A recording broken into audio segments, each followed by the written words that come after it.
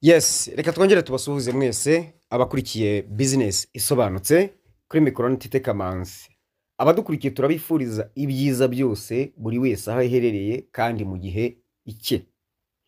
Uyu mwanya rero turacyaganira kuri business ariko twibanda kuri Pi Network. Pi Network dushobora kuzayivugaho niyo twayivuga buri munsi, buri saha, buri mwanya ntishobora kurangira. Uyu munsi noneho cyangwa se uyu mwanya mbazaniye iki? Mbazaniye amakuru ateye ubwoba. Ese buriya ateye ubwoba cyangwa amakuru atangaje ariko anateye n'ubwoba, kuko hari ibintu abantu bakinisha ugatekereza yuko abo bantu ibintu bakoze batekereje neza ariko ari ikibazo cyo kutamenya. Uyu mwanya mu kiganiro nimero 94 nababwiye nti mu mining abataramayininga namwe nimuze mu mining, kandi nababwiye ukuntu cyangwa se nababwiye ukuntu Elon Musk, Tesla ya Elon Musk ndetse na Amazon ya Jeff Bezos bemeye kwakira Pi, bemeye kwishyurwa Pi. Ibi bintu ni ibiki? N'abandi baracyaza, Microsoft ntaraza, Apple ntibaraza, n'abandi. Ariko sibyo ngiye kugarukaho none, ahubwo ngiye kubyifashisha nk'ingero mwumve ibigiye kuba. Ibintu bigiye kuba kuri iyi si nakasamutwe. Ni ibintu tutigeze dutekereza, ni ibintu tutigeze twumva, ni ibintu biteye ubwoba. Ariko byatera ubwoba byagira. Ni ibintu bishimishije. Reka mwiyumvire. Uyu munsi hari icyogajuru cyitwa SpaceX. Ni company yitwa SpaceX ifite gahunda yo koroshya ingendo ikoresheje ibyogajuru, ingendo zo mu isanzure. Hari zo mu kirere hakaba no mu isanzure, ariko ubwo bihera aho ngaho nyine. Noneho hano abantu bagiye kujya batembera isanzure, baryogoge, bagere neza ku buryo, reka mbereke, iyo urimo kugenda wenda mu mujyi ukabona etaje ndende, noneho ukaza ukayinyura iruhande, noneho ukabona hari indi etaje ushobora kuzamuka wageramo hejuru, wareba ya yindi waroraga ngo ni ndende, ukabona ka kandi nta kana, ukasa nk'ukareba hejuru, mbese ukagakontorora. Ndafata urugero nk'umuntu wagiye muri Kigali City Tower, hariya hahoze gare kera mu mujyi, akajyamo akagenda akagera hejuru muri 18. Iyo ureba etaje yo kwa Rubangura ubu yireba hejuru neza gutya, ubona ari akantu karangwa ukagufi ukuntu. Hari ametaje menshi ubureba ukabona n'utuntu tw'utwanaho. Aha, hari n'ahandi ugiye ukajya hano hafi na Convention Center. Nge se ndajya muri Convention Center, ariko baze kuba ntarajya muri Convention Center kweri. Ni ikibazo ngomba kujyamo. N'abandi nkamwe, n'abandi namwe bamwe bameze nkanjye, tugomba kujya muri Convention Center kweri. Ariko tukagira ahandi hejuru kuyirebera hariya gusa, ndumva ntabyemera. Ndashaka kuzamenya ibiciro byaho, ngende hejuru hahera, hanjye numva ukuntu Convention imera . Hanyuma rero twagiye, ntago ariyo narinje kubabwira, ahubwo biba bitangaje, biba bibabaje. Inzu ya mbere muri Afurika ihenze, nkaba narayikandagiramo kandi iri mu Rwanda nyinyuraho buri munsi, ntago mba mbyumva, buriya ntago mba mbisobanukirwa. Noneho rero uyu Elon Musk afite company ya SpaceX, nkuko nababwiye, igamije koroshya ingendo zo mu isanzure. Hahandi uzajya ugenda ukajya mu isanzure, isi ukayireba iruhande rwawe, wayivuyeho wayitaruye, ukayireba iruhande rwawe. Hari abantu buriya bazi yuko isi nta handi isi iri, hari andi masi. Ayo rero niyo tugiye kujya tugenda twebwe abapayoneya. Reka mbabwire, turaza gushyiraho gahunda yitwa abapayoneya twagiye mu isanzure. Ubu ndabyumva n'ubu ngubu bamwe bagiye, twazamukanye. Reka mbabwire ukuntu byoroshye kugenda iki kirere. Umuntu ushaka gutembera mu isanzure, ibiciro birahari kwa Elon Musk.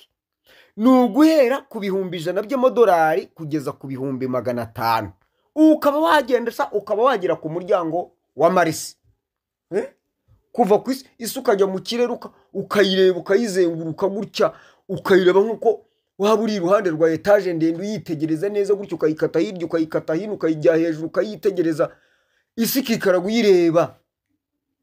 Mwabyumvise? Payi niyo izaba igufashamo yonyine.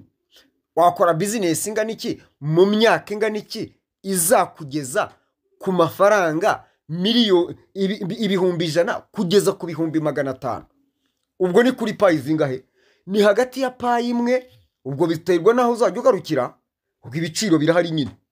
Ni uguhera kuri payi imwe kugeza kuri payi nibura ebyiri. Hagati ya payi imwe na payi ebyiri aba payaniya twagiye mu isanzure.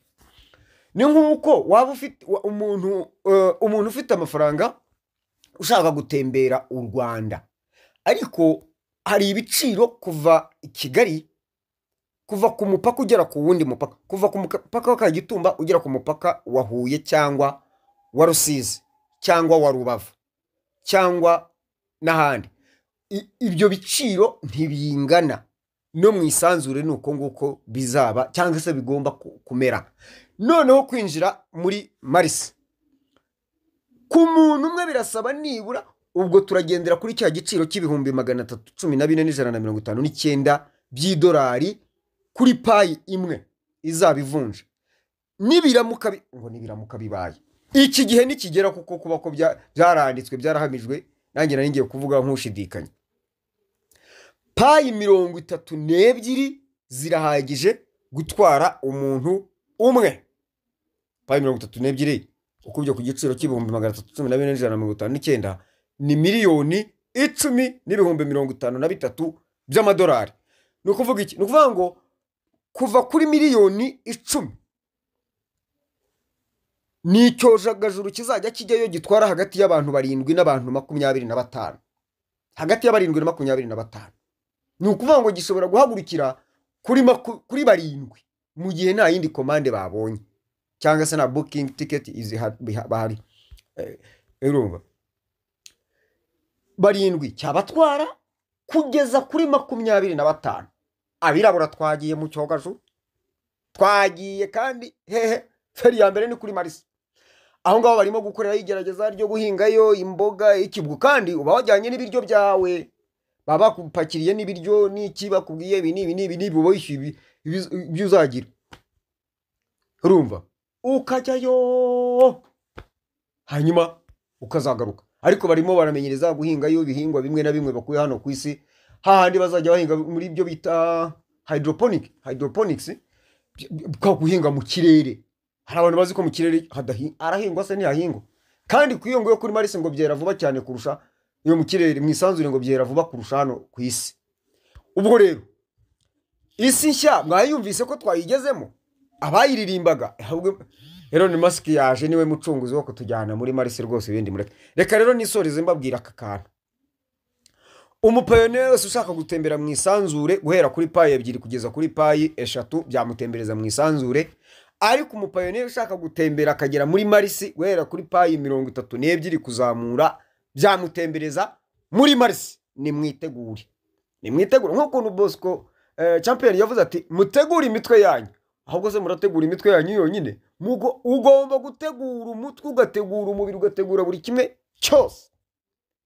Ntabwo uzava hano mu cyaro kiwacu Ikiramuruzi mu karere ka Gatsibo ngo uvuge ngo ugiye kuri Marisi, ariko byanabaho da. Icyangombwa se umutwe se, ibintu byose ni mu mutwe. Ubwo rero uyu mutwe wacu mureke tuwushyiremo ibintu bifatika, bitekereza kure, naho bitabaye ibyo tuzayoboza. Abandi badusize bigendeye. Reka nshimire Dr. Nicholas Kokaris na Core Team baduteguriye umushinga ugiye kudukorera ibitangaza, ariko nshimire n'umupayiniya wese wamayininze. Ariko nk'ubwo urumva uzagenda usize umuryango wawe, genza hajyana umuryango wanjye. Turi abantu 6 kuri payi 32 ni payi 192, ubwo ni payi 200. Jewe kubera izo nalokinze, izo nemerewe gukoresha ni payi 820. Ubwo tuvuze ngo reka tujye twigendera sha dusure Marisi, ubwo twasura Marisi nibura njye n'umuryango wanjye inshuro nibura 4, tugenda tugaruka iyo ni itike yo kukujyana ukakugarura. Oya ntabwo tuzabiherera mu ngero, tuzajyayo inshuro imwe wenda byandikwe mu gitabo. Umwirabura wa mbere uzakandagira kuri Marisi yishyuye payi ni jyewe Tete Kamanzi. Abirabura twagiye kuri Marisi, ufite payi zawe zingahe? 32. Utazifite nindi uzashaka kujya kuri Marisi akabyemererwa atazifite azambwire ngewe nzimuhe, sibyo? Nzamwishyura n'umuryango w'abantu batarenze 4. Hanyuma kuri Marisi twagiye abirabura. Murakoze cyane, mugubwe neza. Nagira ngo mbaratire ibyiza twitegura kuzabona biturutse kuri Pi Network, kandi tubifashijwemo n'umuherwe wacu, umunyamuryango wacu turi kumwe, Elon Musk mu cyogajuru cyangwa se muri company ya SpaceX. Marisi tuzayikandagiramo maze natwe duca agahigo kabirabura ba mbere bakandagiye kuri Marisi. Ayo mafaranga n'amafaranga menshi cyane, miliyoni 10 z'amadolari nyabo, wazayakorera mu gihe kingana iki? Murumva rero ko ibyiza biteganijwe muri Pi Network ni byinshi byiza cyane ku buryo tutabirondora ngo tubirangize. Ariko ibyo ngibyo ndatekereza ko ari byo byagaheza, ariko gaheza cyane ni ukubaho neza de. Kubaho neza niyo utajya kuri Marisi ukabaho neza, kuko nta kuramba burya kudapfa, no kuri Marisi bazanapfa, ariko baramba cyane kurusha bari ku isi. Ubwo rero murumva yuko tuzajya gufatayo n'iki, ntabwo navayo nafashe ikibanza, cyo ntabwo bishoboka rwose, namwe murabyumva.